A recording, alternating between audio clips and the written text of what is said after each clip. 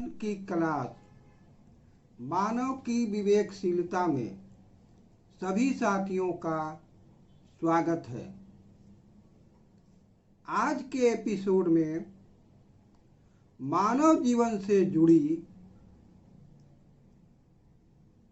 विधुर और विधवा की समस्या और उसके समाधान पर विचार किया जाएगा, चर्चा किया जाएगा। प्रकृति में, इस सृष्टि में, इस पृथ्वी पर मानव सहज बुद्धि का प्राणी नहीं है, विवेक बुद्धि का प्राणी है। इसलिए विवेक बुद्धि के प्राणी होने के चलते मानव ने भाषा का निर्माण किया, भाषा विकसित किया और प्रजनन के लिए विवाह एक संस्था का बनाया जो कि पृथ्वी पर हर जगह पाया जाता है। विवाह की प्रक्रिया में एक युवक एक युवती एक साथ रहने का अनुबंध करते हैं, एग्रीमेंट करते हैं। इसके बाद वे पति पत्नी कहलाते हैं। लेकिन मानव जीवन में घटनाएं दुर्घटनाएं होती रहती हैं। जन्म के बाद कब मृत्यु होगी यह निश्चित नहीं है। ऐसी परिस्थितियों में विवाह के बाद कहीं पुरुष की मृत्यु हो जाती है और कहीं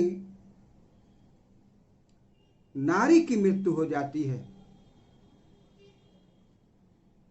तो पुरुष के मृत्यु होने पर उसको विधुर कहा जाता है। नहीं, नारी के मृत्यु होने पर जो पुरुष रहता है उसे विधुर कहा जाता है। और पुरुष के मृत्यु होने पर जो स्त्री बची रहती है उसे विधवा कहा जाता है। इस प्रकार विवाह के बंधन से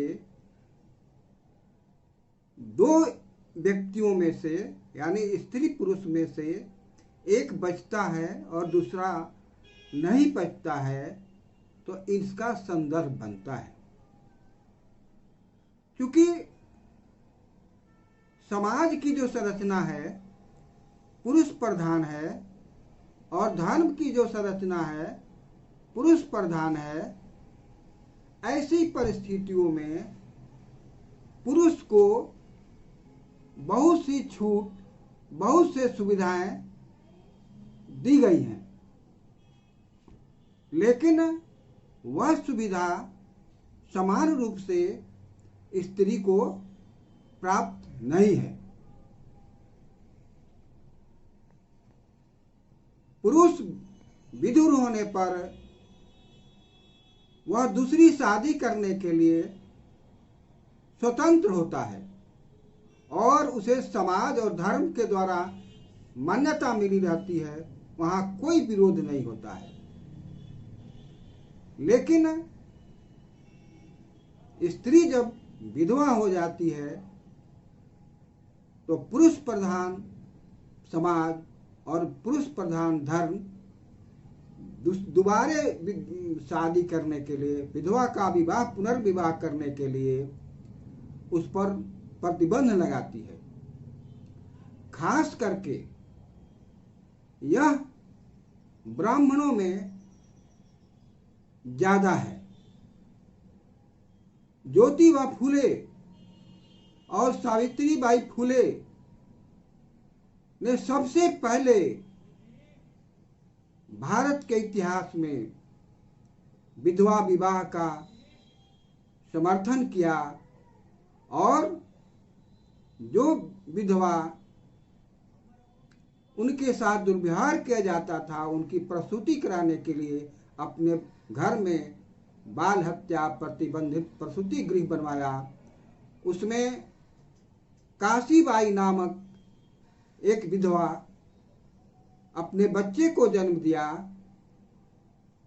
और उस बच्चे को फूले दंपति ने पाला पोसा, उसे डॉक्टर बनाया, अपना पुत्र के समान, अपना संतान के समान उसका जीवन यापन किए और उत्तराधिकारी बनाए। उस प्रतिबंधित गृह में 1 वर्ष के अंदर 100 विधवाओं ने अपने बच्चे को जन्म दिया। ऐसी परिस्थिति में विधवा का सबसे बड़ा आंदोलन सावित्रीबाई फूले और ज्योतिबा फूले चलाए। ब्राह्मणों में कम उम्र में शादी होने पर, विधवा होने पर उनके बाल को काट करके विधवापन बनाया जाता था। ज्योतिबा फूले ने, सावित्रीबा फूले ने नाइयों को बुलाकर उनसे स्पष्ट कहा कि आप विधवा का बाल मत काटो, उनका मुंडन मत करो। जिनके परिवार के लोग सदस्य हैं वे अपना काम करें। इस प्रकार विधवाओं का मुंडन महाराष्ट्र में, पुणे में रुका। इसका प्रभाव पूरे भारत पर पड़ने लगा, क्योंकि SC ST OBC आज के संदर्भ में जो ज्योतिबा के समय में शुद्र अति शुद्र कहते थे, उनके यहाँ विधवा विवाह होता था, इसलिए वहाँ ज़्यादा प्रतिबंध नहीं था। फिर भी सत्यशोधक समाज बना के ज्योतिबा फूले और सावित्रीबा फूले ने अपना विवाह कार्यक्रम चालू किए और उसमें विधवा विवाह भी हुआ। तो आज के संदर्भ में